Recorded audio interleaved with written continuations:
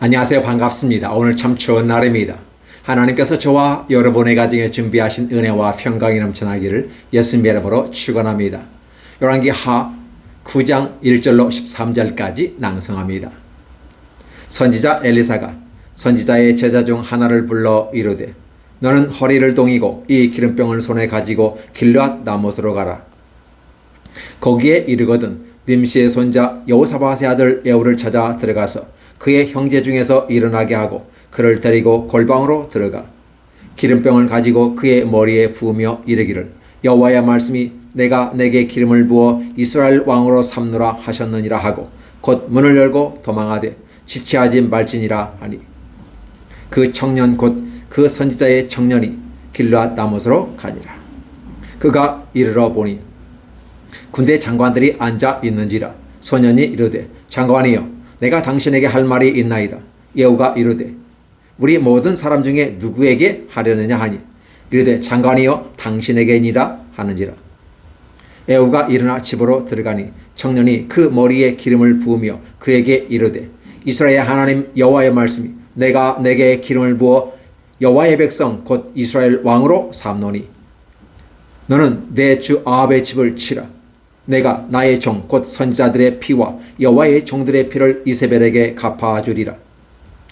아합의 온 집이 멸망하리니 이스라엘 중에 매인자나 노인자나 아합에게 속한 모든 남자는 내가 다 멸절하되 아합의 집을 느밧의 아들 여로보암의 집과 같게 하고 또 아이야의 아들 바하사의 집과 같게 할지라. 이스라엘 지방에서 개들이 이세벨을 먹으리니 그를 장사할 사람이 없으리라 하셨느니라 하고 곧 문을 열고 도망하니라.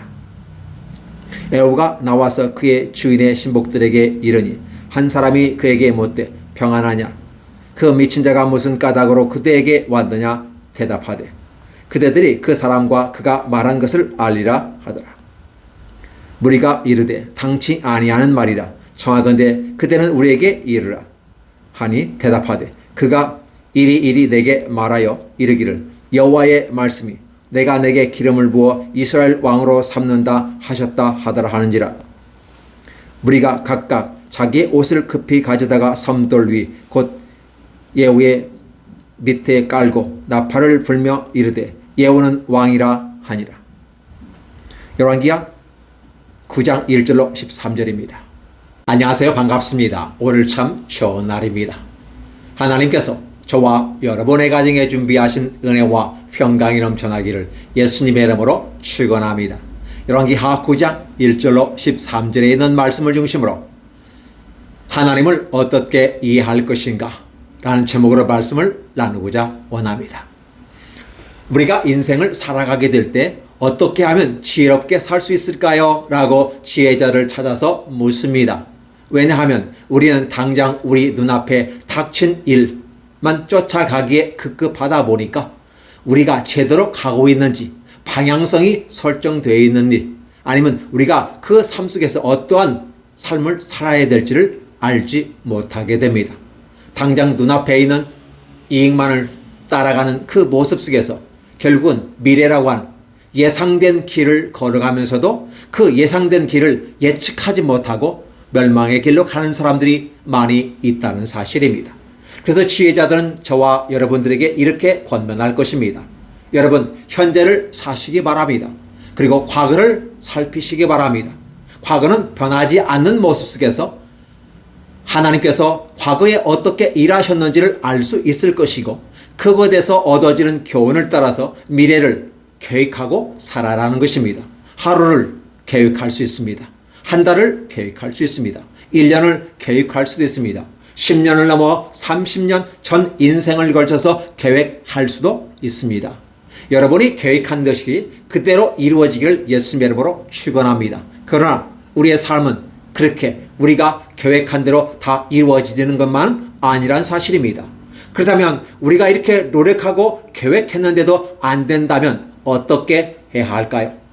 그래서 저는 오늘 여러분들에게 제안하는 것은 우리가 우리의 인생을 살아간다고 말하지만 그것은 우리의 인생이 아니라 하나님이 우리의 인생을 관리할 수 있는 청지기로 저와 여러분에게 맡겼다는 사실을 생각해 본다면 자신만을 생각하는 것이 아니라 내게 청지기로 맡겨진 하나님을 생각해 볼 수 있지 않을까요? 그래서 우리는 당장 우리 눈앞에 있는 인생을 멋있게 산다고 앞에 열심히 달려가고 있지만 방향성이 잘못되면 아무리 열심히 뛰어가고 노력한 것이 좋은 결과가 맺혀지는 것 같지만 결국은 만약에 그 좋은 것들이 낭떠러지 앞에서 좋은 결과를 맺었다면 그 다음은 뭘까요? 그러니까 이 땅을 삶을 살아가면서 정치, 경제, 사회, 문화, 군사, 외교적인 기타 여러 가지 부분 속에서 우리가 좋은 성과를 냈다고 할지라도 낭떠러지기 위해서 마지막이 된다면 아무 소용이 없다는 것입니다. 그 다음에 우리가 지혜롭게 살아가고 우리의 노력한 모든 것들이 좋은 결과를 맺어서 하나님을 기쁘시게 하고 이웃을 행복하게 하는 일이 어떠한 것이 될까 생각해 보았으면 좋겠습니다. 사실 우리는 당장 우리가 볼 수 있고 느낄 수 있는 오감각적인 차원이고 우리가 살아가온 이 땅에 이 시간에 현재라고 하는 그 부분 속에서 우리는 계획하게 되는 것입니다. 그래서 우리가 계획하는 모든 것들이 하나님 앞에서 아름답게 맞아 떨어진다면 하나님께서 우리의 계획과 동일하다면 얼마나 좋을까요? 따라서 저와 여러분들은 내 인생을 계획하기에 앞서서 우리가 먼저 해야 할 게 있다면 무엇일까? 바로 나에게 내 인생을 관리하도록 청지기로 맡겨주셨던 분이 계시다는 사실 여러분 인지하셨으면 좋겠습니다. 내가 이 땅에 태어나고 한 사람으로서 마땅히 충분히 기능을 하는 사람으로 좋은 결과 맺고 좋은 열매를 맺어서 하나님을 기쁘시게 하고 이웃을 행복하게 만드는 일을 한다면 하나님은 기뻐하실 것입니다. 물론 이러한 길에는 하나님의 뜻과 일치하기 때문에 우리가 굳이 달리 하나님의 뜻을 묻지 않아도 어떻게 보면 좋을 수도 있을 것입니다. 그럼에도 불구하고 그 과정에서는 어떠한 일이 펼쳐질지 아무도 모르는 것입니다. 그래서 우리는 먼저 하나님의 모습을 보았으면 좋겠습니다. 하나님은 과연 우리에 대하여 어떠한 생각을 갖고 있을까라는 것입니다. 여러분들은 하나님이 사람을 굽어보시면서 선을 행하는 자가 있는가 두루 눈 씻고 찾아보았다고 그럽니다. 그런데 아무리 눈 씻고 찾아보더라도 그런 사람이 하나도 없었다. 다 치우쳐서 죄악의 길로 가더라는 것입니다. 그러니까 우리가 가는 행복한 길이라고 말하며 성공의 길로 간다고 말함에도 불구하고 하나님 보실 때는 악하다고 말하며 멸망의 길로 간다고 하나님이 말한다면 여러분들은 그 가는 길에서 잠시 머물러 스탑, 타임 아웃 해야 하지 않을까요? 맞습니다. 우리가 걸어가는 길을 우리가 알 수 없기 때문에 한 치 앞도 바라보지 못하는 인생이기에 우리가 한 걸음 한 걸음을 뛰어놓을 때 조심스럽게 뛰어놓아야만 할 것입니다. 저는 목사이지만 서산대사를 굉장히 좋아하는데 제가 좋아하는 이유 중에 하나가 그분이 그렇게 얘기했던 것을 기억하기 때문에 그렇습니다. 무엇을 말했나요? 내가 지금 눈길을 걸어가는 이 발걸음 한 걸음 한 걸음이 삼가 조심스럽다라고 하는 것입니다. 누군가가 내 발걸음을 쫓아왔을 때 내 걸어가는 걸음이 바른 길이었다고 인정해 준다면 좋겠지만 내가 걸어가는 길이 잘못된 길이라고 나중에 그들이 평가한다면 그래서 나는 조심스럽다라고 하는 그 부분을 통해서 자기 자신을 객관화시킬 수 있고 자신을 성찰해 볼 수 있는 이런 모습에서 바라볼 때 지혜로운 사람이구나 라고 생각합니다. 그래서 우리는 이런 모습들을 바라보면서 이제 한 걸음 한 걸음을 앞만 보고 갈 수밖에 없는 입장에서 조심스럽게 가는 것은 인간이 겸허하게 가는 길이구나라고 생각합니다. 그러면 그 길을 걸어가면서 좀 더 확실하게 걸어가는 방법은 없을까요? 저는 그 길을 제시합니다. 즉 거시적인 관점에서 하나님을 바라보자는 것입니다. 물론 우리의 계획과 하나님의 계획은 다릅니다. 우리의 생각과 하나님의 생각도 분명히 다릅니다. 그래서 우리는 먼저 하나님의 뜻을 살펴보는 작업들이 필요한데 그게 바로 거시적인 관점에서 하나님은 우리 인생을 어떻게 볼 것인가 라고 하는 부분입니다. 우리가 이런 부분을 생각해 보면 얼마나 좋을까요? 그렇다면 하나님께서 거시적인 관점을 사실 우리가 볼 수 없기 때문에 오늘 성경에서는 저와 여러분에게 그것을 보여주고 있습니다. 과거의 한 역사 속에서 아합에게 대한 하나님의 예언과 그것이 어떻게 실현되는가를 보여줌으로써 저와 여러분은 어떤 계획을 세워야 되는가라는 것입니다.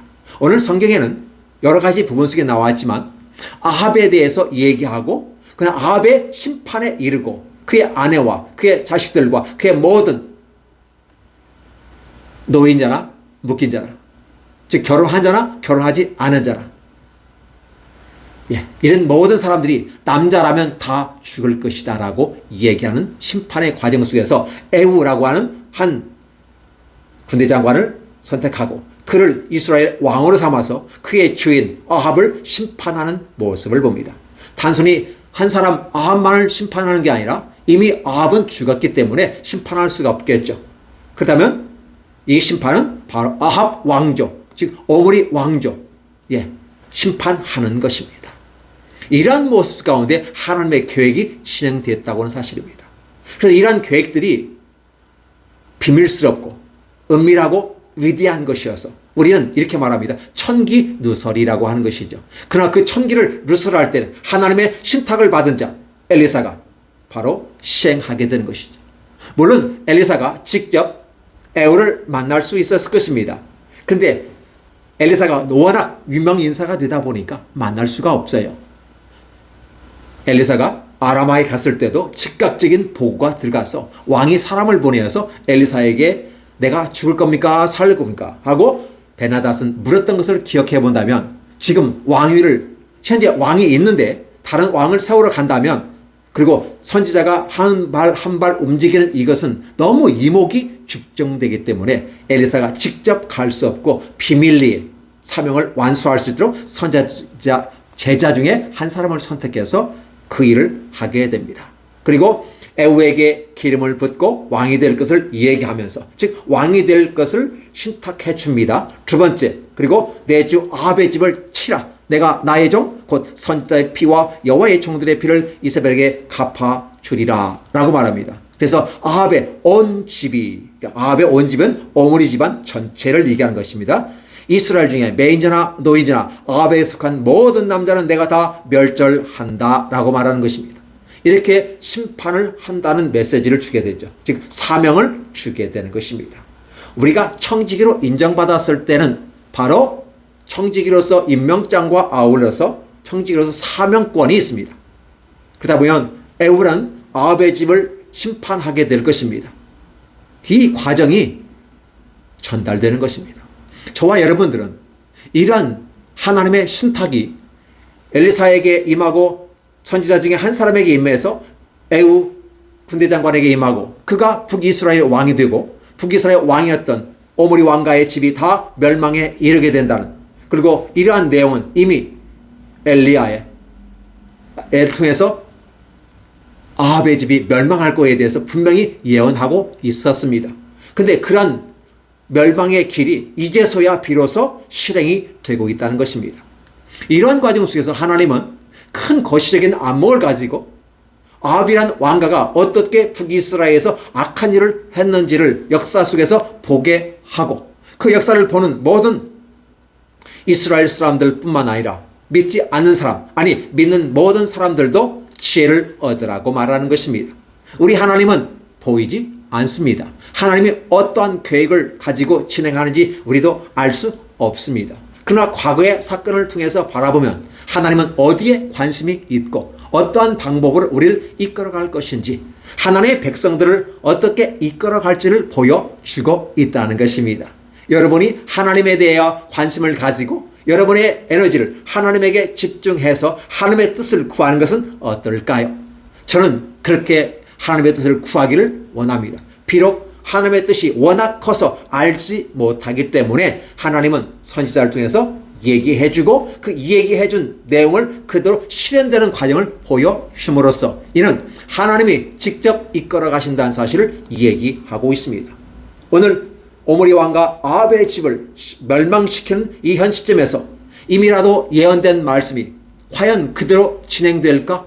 과연 그대로 실행될까라고 저와 여러분 의심했습니다. 왜냐하면 장시간 동안 이스라엘에게 해악을 끼쳤고 하나님에게도 해악을 끼쳤던 오므리 왕과 아합의 집이기 때문에 그렇습니다. 이러한 모습 속에서 하나님은 역시 그대로 예언대로 실행하시는 분이구나 라는 사실을 저와 여러분이 깨닫는다면 놀라운 지혜를 얻어야 하지 않을까요? 하나님은 저와 여러분에게 개인적으로는 개인의 인생을 관리한 청직으로 맡겨주시기도 하지만 한 나라를 맡겼을 때는 왕으로서 한 나라, 하나님의 백성, 하나님의 이스라엘 백성들을 아름답게 이끌어가도록 청직으로 맡겨주셨다는 것입니다.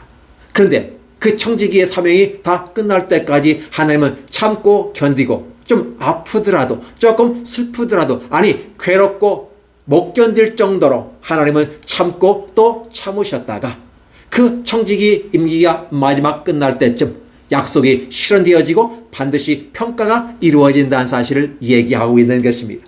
그러니까 오늘 엘리사가 그의 선지자 중 하나를 선택해서 비밀리에 은밀하게 유대하게 역사적 사명을 완수하고 그 애우로 하여금 어떻게 할 것인가를 알려주고 잽싸게 도망와 나오는 이런 모습. 그래서 영모 사건에 휘말리지 아니하면서도 애우 스스로가 그 길을 걸어가도록 만드는 이 아름다운 모습들, 그리고 하나님의 심판이 어떻게 이루어지는지, 또 저와 여러분은 이 내용을 읽음으로써 오늘 우리는 하나님께서 어떻게 역사를 펼쳐가는지, 반드시 역사는 이루어지고 하나님의 계획은 실현된다라는 사실을 보여주고 있다는 것입니다.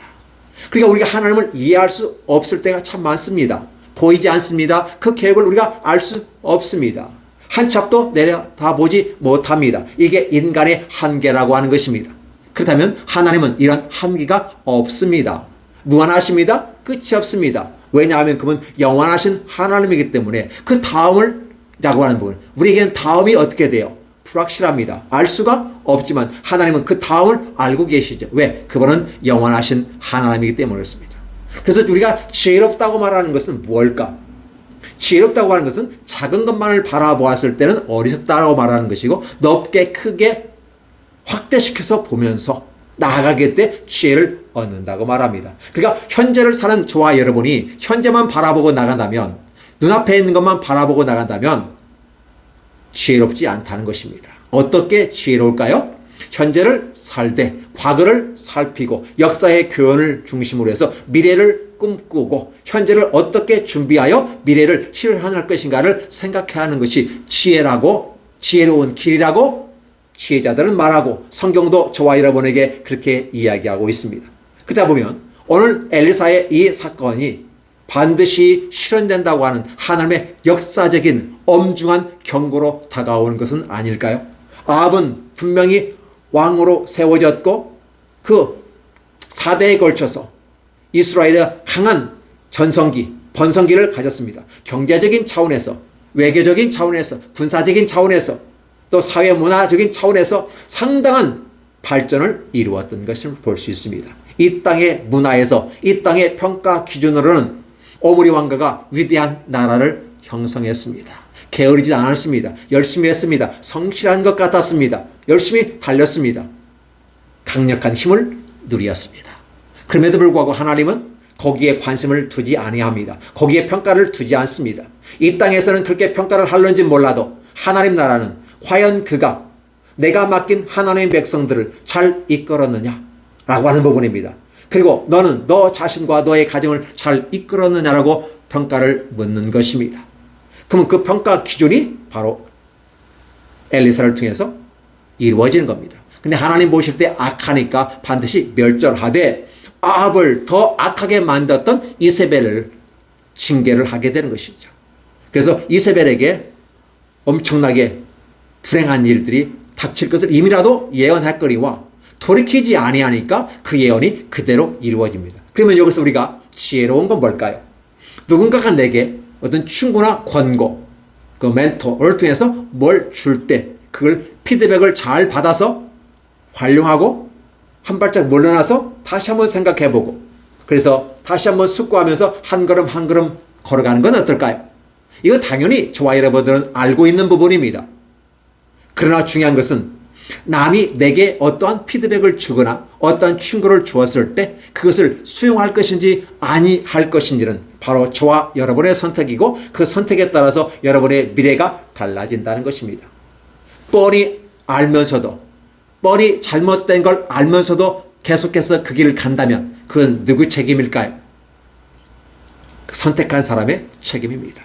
청지기로서 불의한 청지기가 되는 것이죠. 그래서 오늘 아합과 그 가문, 사실은 이 에후가 엘리야부터 에후가 왕이 될 것을 예언했었습니다.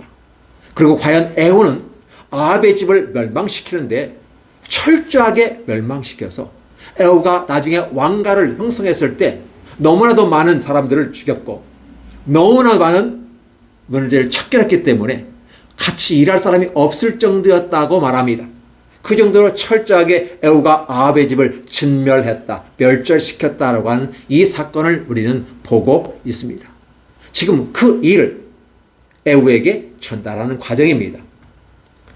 때로는 하나님의 일을 하는 사람들을 세상 사람들은 어떻게 보고 있을까 생각해 보면 하나님의 선지자가 에후에게 와서 기름을 붓고 나아갑니다. 그래서 하나님의 선지자 중에 한 사람이기 때문에 다른 사람이 관심이 많아요. 그 사람이 당신에게 무슨 말 하더이까? 라고 물었을 때 원래 선지자들이 하는 얘기 있잖아. 몽상가야 몽상가. 그들이 하는 말 있잖아. 뻔한 얘기야. 그러면서 에후가 입을 다물려고 했을 때 그게 아니다. 진실로 얘기해달라 라고 얘기했습니다.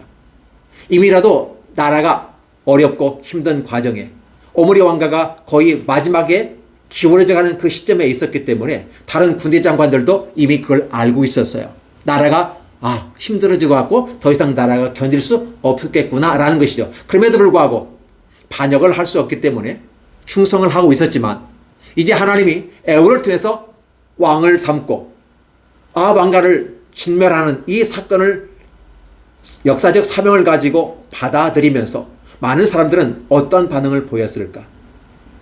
이건 반드시 모반입니다. 그럼에도 불구하고 그들은 에후를 추종했습니다. 그들이 그 소리를 듣는 순간 급하게 달려가서 자기들이 가져오는 망토를 가지고 와서 바로 에후 발 밑에 있는 그 계단 밑에 있는 쭉 쫙 나뉘합니다. 그리고 에후가 그 길을 걸어 내려올 수 있도록 해주면서 에후는 왕이다, 에후는 왕이다라고 왕으로 삼습니다. 결국은 에후는 이제 이스라엘의 새로운 왕이 되어서 잘못된 아합 왕가를 무너뜨리고 하나님의 심판의 도구로서 이제 에후가 그 일을 감당하고 있다는 사실입니다. 이런 모습들을 바라보면서 오늘 에후는 어떠한 자의 사명을 가지고 가야만 할 것인가. 그래서 다시 한번 생각해 보았으면 좋겠는 것은 뭐냐면 아합의 집을 르밧의 아들 여로보암의 집과 같게 하며 아히야의 아들 바하사의 집과 같게 할 것이다 라고 하나님의 신탁이 임하는 것입니다. 그러면 우리가 여로보암의 집은 무엇이고 바하사의 집은 무엇일까요? 여로보암은 솔로몬이 악한 짓을 했을 때, 물론 솔로몬은 초창기나 중반까지는 멋있는 삶을 살았습니다. 그러나 그가 신앙에서 종교로 자리를 옮기고 불신앙의 자리로 넘어갔을 때 하나님은 그에 대해 노하였습니다. 그리고 더 이상 솔로몬에게 희망을 가질 수 없었던 하나님은 여로보암에게 기회를 주는 것입니다. 마치 다윗에게 기회를 준 것처럼 말입니다.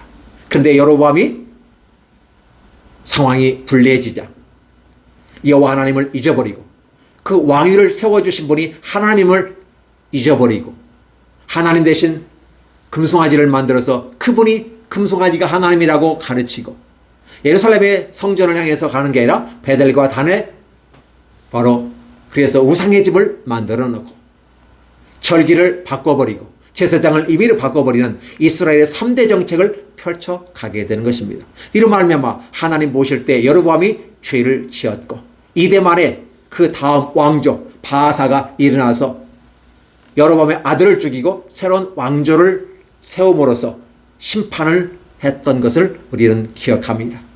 그리고 아울러서 이 또 바하사가 그렇게 심판자로서 지금 오늘 예후와 같이 여로보암의 집을 진멸하고 왕권을 가지고 새로운 왕위에 올라 북이스라엘 왕으로 2대 왕으로 갔지만 여전히 바하사조차도 하나님 보실 때 악한 길로 갔다. 즉 자기가 여로보암의 집을 멸절시켜 놓고도 여로보암이 펴는 정책을 똑같이 했다는 사실을 여러분은 기억할 것입니다. 결국은 어떻게 했습니까? 이 바하사도 이대 만에 집이 몰락하게 되고 새로운 왕조가 펼쳐지는데 바로 시므리가 왕이 되어줘서 7일 천하를 하고 또 그도 멸망하게 되는 것이죠. 그 다음에 오므리 왕가가 펼쳐진 겁니다. 그러니까 4대 왕조, 바로 오므리 왕가의 아합이 그 집안 전체가 멸망한다는 사실을 얘기해 주는 것입니다. 그래서 북이스라엘이 시작부터 여로보암의 3대 정책의 기조를 통해서 바하세와 스모리와 오므리, 특히 오므리 왕가 아합의 집은 더 했다는 것입니다. 오므리는 그나마 좀 괜찮은데 그 아들 아합이 이세벨이란 여인을 왕비로 맞아들이면서 바알과 아세라 신을 섬기게 되고, 이 이세벨이 보통 여인이 아니죠. 악의 사신이고 더러운 상징의 여인으로, 물론 왕비이고 공주였습니다. 어떻게 보면 더럽다는 말이 어울리지 않을 것 같습니다. 근데 하나님 보실 때 이 이세벨이 한 행위와 그의 생각들이 너무나도 악하여서 더러운 여인으로 표현합니다. 창기처럼 얘기하기도 하는 것입니다. 제제벨이라는 표현을 쓰게 되는데 좋지 못한 의미로 사용되기도 합니다. 그래서 아합은 결국은 그 여인을 만나서 더 망가졌고 더 악해졌다. 자, 국가의 힘과 능력과 탁월한 능력을 가지고 악해지니까 더 하나님 보실 때 악한 모습으로 보였던 것이 아합인 것입니다. 그래서 오직했으면 하나님은 엘리야를 통해서 아합과 맞서게 하였고 하나님의 나라를 보여주고 있었겠습니까? 오늘 아합도 죽었고 엘리야도 죽었습니다. 그렇다 보면 아합의 집을 심판한다는 개념이 무슨 의미가 있을까요? 바로 그의 아합의 아들들의 집을 멸망하게 되고 오므리 왕가를 멸망시켜 버림으로써 하나님은 반드시 약속을 이루시는데 심판을 하신다는 것이었습니다. 그렇다면 우리가 알 수 있는 것은 바로 여로보암이 멸망했고 바하사가 멸망했고 시므리가 멸망했고 오므리가 지금 가정이 그 왕조가 멸망하는 시점에 있는데 다섯 번째 왕조인 에후 왕조를 통해서 다시 심판한다는 이 사건은 반복이 계속되고 있습니다. 사람은 공부를 하거나 미래를 펼쳐갈 때 왕도가 없다고 말합니다. 그 말은 무슨 말일까요? 누구나 열심히 반복해서 최선을 다해서 자기 것이 될 때까지 열심히 해야만 하지 않을까요? 반복은 대단한 중요한 의미가 있습니다. 그러나 오늘 북이스라엘의 역사 속에서 반복은 선한 의미의 반복이 아니라 악한 의미의 반복이 이어지게 됨으로써 바로 5대 왕자 에후 왕조가 들어서면서 4대 왕조를 다 언급하고 있다는 것입니다. 4대 왕조의 모든 악한 행실이 여호와 보시기에 악했다라고 평하고 하나님은 반드시 역사 속에 심판했음을 1대, 2대, 3대 바로 이 4대까지 멸망하는 것을 보여주고 있습니다. 그렇다 보면 5대 왕조를 맞이하는 에후는 어떤 의미를 가져야 될까요? 그러다 보니까 에후가 철저하게 바알과 아세라와 그와 관계되는 모든 자를 다 죽였습니다. 선지자는 물론이요 관련된 모든 자를 찾아서 죽였던 것입니다. 철저하게 죽였습니다. 이러한 모습을 저와 여러분은 오늘 본문에서 바라보게 되는 것입니다. 그래서 오늘 저와 여러분들은 이 하나님의 아름다운 거시적인 관점, 이 말은 하나님의 천기 누설이라고 볼 수 있고 하나님의 계획이라는 사실입니다. 미시적인 관점이 아니라 거시적인 관점에서 하나님은 저와 여러분에게 이어가는 것을 보여주고 있고 그 역사를 주관하고 역사를 이끌어간다는 것은 누구다? 하나님이다라는 사실을 일러줍니다. 달리 말하면 여러 역대 네 번째 왕조가 멸망하는 과정 속에서 그 왕들을 세우신 이가 누구시다? 하나님이시다. 그럼 그 왕조를 세우신 하나님은 그들에게 청지기로서 한 나라를 맡기셨고 개인적으로는 한 사람을 맡겼고 그리고 가정으로는 한 가장으로 청지기로 맡겨주셨는데 그 일을 제대로 감당하지 못했다라는 결론을 내리게 되는 것입니다. 하나님의 계획은 바로 이렇게 저와 여러분에게 보여주시면서 거시적인 관점을 저와 여러분에게 열어주고 있습니다. 하나님은 자기 계시라고 말하며 자기를 알리는 사건입니다. 그래서 선지자를 통해서 반드시 알리고 이미 예언을 하고 그 시간이 지난 시점에 어떻게 이루어진지를 저와 여러분에게 보여줌으로써 너희는 그렇게 살지 말라라고 말씀하십니다. 그렇다면 우리는 미시적인 관점에서 우리 인생을 어떻게 계획해야만 할까요? 먼저 하나님을 생각하는 모습이었으면 좋겠습니다. 내가 살아가고 있던, 내가 생명을 가지고 이 땅에 태어난 이것도 하나님은 내게 생명의 기회, 인생의 기회를 주셨다라는 차원에서 그분은 주권자로서 나에게 청지기로서 권한을 주셨구나. 즉 내 인생은 내 것이 아니라 하나님 것이고 결국은 마지막 때에 가서는 평가를 받게 된다는 것입니다. 왕도 마찬가지입니다. 우리나라의 대통령은 5년 단임제일 것입니다. 그러면 반드시 5년 후에 심판이 있다는 것을 생각한다면 국민들이 원하지 아니하는 것은 금해야만 할 것입니다. 국민이 원하는 방향으로 그의 정책을 변동시키고 그의 국민이 원하는 것에 맞춰야만 할 것입니다.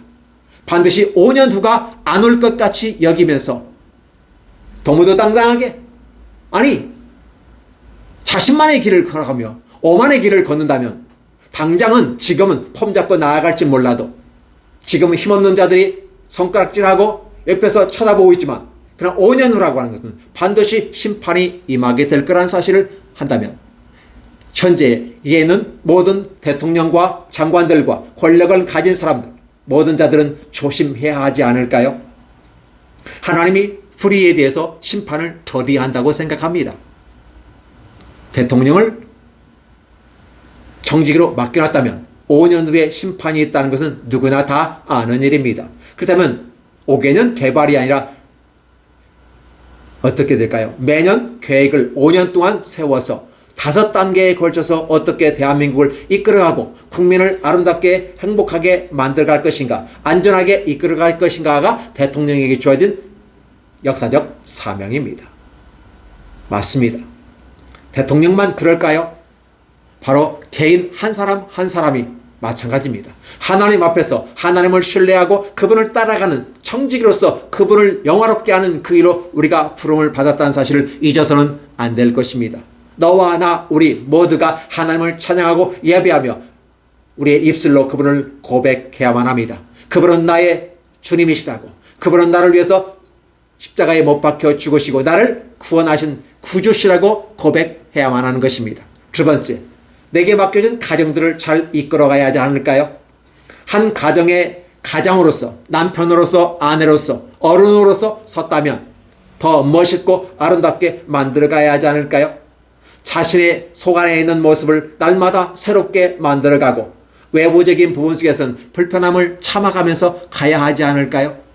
내게 가진 힘과 능력이 있다고 해서 외적인 부분에 편리만을 추구하고 내적인 데서는 변화를 추구하지 않는다면 미래가 있을까요? 없습니다. 우리의 속사람은 날마다 새로워져야만 하며 새로운 바람이 불어야 됩니다. 그것은 바로 성령 하나님이 저와 여러분에게 함께 임하셔서 우리가 선한 생각을 가지고 선한 방법으로 나아가도록 우리의 방향성을 이끌어가는데 성령의 바람은 이리 왔다가 저리 가며 어디로 가는지 알지 못하는 것 바람처럼 우리의 생각을 반듯하게 이끌어 가시기 때문에 새로운 바람이 저와 여러분의 마음에서 일어나야만 하는 것입니다. 그리고 청지기로 부름받은 사람은 외적인 부분 속에서 자기의 불편함을 감수해야만 합니다. 때로는 내가 어떤 권력과 능력의 위치에 있었기 때문에 굳이 불편을 감수할 필요가 없을지라도 그러나 불편함을 감수하게 될 때 주변의 사람들이 행복할 수 있고 주변의 사람들이 편안해질 수 있고 주변의 사람이 안정을 찾을 수 있습니다. 따라서 저와 여러분들은 멋있는 한 사람의 인생을 성공적으로 이끌어갈 수 있습니다. 또 한 가정을 아름다운 남편과 아내로서 또 아름다운 가장으로서 이끌어갈 수도 있을 것입니다. 더 나아가서 공적인 일에서 어떤 직함을 맡고 어떤 단체의 장이 되거나 국가의 장이 된다면 더 청지로서 경각심을 가지고 서야 하지 않을까요? 우리는 이러한 부분을 생각하면서 미시적인 계획을 빌어서 세워야 됩니다. 우리의 미시적인 생각을 먼저 우선순위하여 하나님보다 앞서서 생각하고 하나님보다 먼저 추진해 나간다면 그들은 오늘 아합의 집을 바라보는 것처럼 멸망의 길로 걸어간다는 사실을 저와 여러분에게 교훈하고 있다는 사실입니다. 반드시 누군가를 통해서 하나님은 새로운 왕을 세울 것이고 심판자를 세울 것이고 평가자를 세울 것이고 그로 말미암아 하나님은 심판하신다는 것입니다. 반복되는 역사, 이 반복되는 역사가 악의 역사가 아니라 선한 역사가 되었으면 좋겠다는 것이 하나님께서 저와 여러분에게 주신 말씀인 것입니다. 오늘 하나님은 우리가 어떻게 이해할 것인가 라는 제목을 던졌습니다. 하나님은 어떠한 분일까요? 하나님을 기쁘시게 하고 하나님이 만든 자신의 백성들이 행복하게 삶을 살아가는데 그것을 위해서 쓰임받는 것을 우리는 청직이라고 말합니다. 선한 청직이라고 말할 수 있을 것입니다. 그렇다면 반대의 길을 가는 사람들을 어떠한 청직이라고 말할 수 있을까요? 불의의 청직이라고 말하는 것입니다. 그래서 선한 청지기는 하나님의 칭찬을 받거니와 불의의 청지기는 하나님의 심판을 받을 것이라는 사실이 저와 여러분에게 주시는 하나님의 아름다움입니다. 오늘 이 본문은 읽으면 읽을수록 답답한 것을 볼 수 있습니다. 계속해서 죽고 죽이고 새로운 왕조가 펼쳐지지만 여전히 희망이 없는, 노력하고 수고하고 열심히 달려왔는데 5대째까지 즉 4대까지 달려왔는데 결국은 북이스라엘이란 새로운 출발이 희망이 없다는 사실을 깨닫게 될 것입니다. 그래서 이스라엘 백성들이 우리에게 왕을 세워주셔서 왕과 함께 행복한 삶을 살 수 있습니다라고 하나님께 매달려 외쳤던 그 시대정신이 잘못됐다는 것을 보여주고 있는 것입니다. 그러면 저와 여러분은 어떻게 시대정신에 맞춰져야만 할까요? 하나님의 말씀에 기준하고 그 말씀에 근거해서 하나님을 사랑하고 이웃을 사랑하는 이 사랑주의가 아름다움이 아닐까요? 사랑주의도 십자가가 없는 사랑이 아니라 십자가가 있는 사랑이 우선해야만 합니다. 십자가가 있다고 하는 개념은 죄가 용서받았기 때문에 가능한 것입니다. 그러나 십자가가 없는 사랑은 바로 죄를 지어도 아무 상관이 없다는 생각을 가질 수 있기 때문에 위험한 것입니다. 우리가 사랑주의를 펼쳐가는 하나님의 아름다운 사랑을 펼쳐감에 있어서 십자가가 왜 필요한 것인가? 십자가는 자기 희생인 것입니다. 자기 희생이면서 자기의 헌신이면서 결국은 그것을 통해서 하나님을 기쁘시게 하고 이웃을 사랑하는 그런 모습이 십자가인 것입니다. 그런데 그것을 이루기 위해서는 내 안에 새로운 바람이 일어나는 성령의 역사가 뒤따라야 되고 이 땅의 삶을 살아가면서 때는 불편함을 감수하면서 예수께서 십자가 자기를 부인하고 십자가를 치는 자가 하나님 나라에 합당하다고 말하는 것처럼 오늘 우리는 우리에게 주어진 불편한 일이 좀 있을지라도 내가 좀 불편해서 장애인들이 유익하다면 좀 불편함을 감수해야만 할 것입니다. 가진 자들은 내가 좀 불편해서 그렇지 못한 자들에게 위로와 평안을 준다면 좀 불편함을 감수해야 하지 않을까요? 내가 잘났고 똑똑하고 많이 배웠다고 해서 앞서서 쭉 밀고 나가는 것보다 오히려 그렇지 못한 사람들을 배려하고 한 발짝 뒤로 물러서는 건 어떨까요? 그래서 기죽어 있는 가지지 못하고 배우지 못하고 약하고 부족하다고 생각하는 그들이 한 발짝 앞서갈 수 있도록 내가 한 발짝 물러서는 건 어떨까요? 우리 하나님은 바로 그러한 것을 원하신다는 것입니다. 그렇다면 하나님은 그러한 것에도 반드시 평가를 하시게 될 거고 상을 주시게 될 것입니다. 상을 받을 것인가? 벌을 받을 것인가? 분명히 한번 사람이 죽는 건 정한 이치라고 말했기 때문에 심판이 있고 상과 벌이 준비됐다는 사실입니다. 인간이 아름다운 지혜를 가지고 간다고 하는 것은 시작을 알고 끝을 알면 과정은 어떻게 살아갈 것인가 라고 하는 건 정확한 답이 나옵니다. 그러나 끝을 알지 못하면 즉 내가 영원히 성공할 것이고 영원히 행복할 것이라고 착각 속에 빠진다면 그는 반드시 벌을 받게 되는 길을 가게 될 것입니다. 그러나 반드시 마지막에 평가가 있고 상과 벌이 준비된다면 우리는 그 과정 속에서 자신을 살펴보는 아름다운 모습이 되어야 하지 않을까요? 하나님은 바로 저와 여러분에게 그렇게 이해되고 있는 것입니다. 그래서 하나님은 사랑의 하나님으로 함께 오시지만 또 심판의 하나님으로 함께 하시되 하나님의 계획은 반드시 실행된다는 사실을 저와 여러분에게 알려주고 있습니다. 아합의 집이 이렇게 처참하게 아주 진멸되는 그 집안의 남자라고 하는 씨도 남지 아니한다 라고 하는 이 부분들, 그리고 그와 관련된 모든 사람들이 함께 죽임을 당하는 것처럼 철저하게 징벌을 하시는 하나님의 엄위한 모습, 그러면서도 오늘 새로운 희망을 주어서 다시 한번 새 기틀을 만들고 애호로 말미암아 5대 왕조를 세워가는 하나님의 계획은 놀라운 희망이 펼쳐지는 것입니다. 여러분 어떠세요? 여러분 절망과 좌절로 끝나겠습니까? 아니면 희망으로 이어지겠습니까? 위기와 심판의 모습을 겪지만 반드시 새로운 희망을 주시는 하나님, 애후에게 새로운 희망을 걸어보고 다시 한번 새로운 도전을 통해서 하나님께 가까이 갈 수 있는 길을 제시한 우리 하나님의 아름다움을 찬양하면서 저와 여러분도 이 지혜를 얻어서 하나님 중심으로 하나님을 기쁘시게 하며 내 주변에 있는 모든 이웃들을 사랑해야 하지 않을까요? 특별히 나보다 더 약한 존재들, 장애를 가졌거나 지식이 낮거나 재산이 없거나 이 세상에서 열심히 살아가지만 여전히 현실에 허우적거리며 앞만을 바라보고 가기도 힘든 저들을 우리가 생각하면서 가는 것은 어떨까요?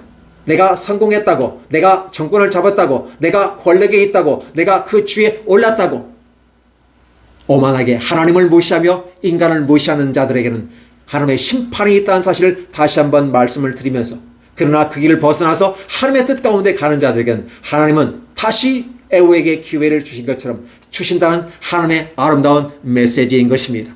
저와 여러분이 애후에게 새로운 희망을 주고 새로운 청직으로 사명을 맡겨주시면서 기회를 주신 하나님을 찬양하기를 소원합니다. 기도하겠습니다. 하나님 감사합니다. 우리 모두 축복하시고 인도해 주옵소서. 역사의 삶을 통해서 우리가 어떻게 지혜로운 삶을 살 것인가를 미시적인 관점만을 가지고 나아가는 것이 아니라 거시적인 관점의 하나님의 뜻과 계획을 알고 나아가는 것은 아름답다는 사실을 볼 수 있습니다. 우리가 인간이기 때문에 하나님의 거시적인 관점을 이야기는 어려울지라도 이미라도 하나님의 뜻을 담아둔 성경의 말씀을 통해서 우리가 깨닫고 조언을 얻고 교훈을 얻어서 피드백을 받아 이제 우리 현실을 제대로 살아가게 하시고 미래를 바라보면서 오늘 하루 한감을 아름답게 관찰하며 진행할 수 있도록 축복하여 주시옵소서. 하나님을 어떻게 이해할 것인가? 다시 한번 우리가 하나님을 제대로 이해하고 하나님의 뜻 가운데 가는 멋진 청직이 되도록 축복해 주시옵소서. 예수님의 이름으로 기도하옵나이다. 아멘.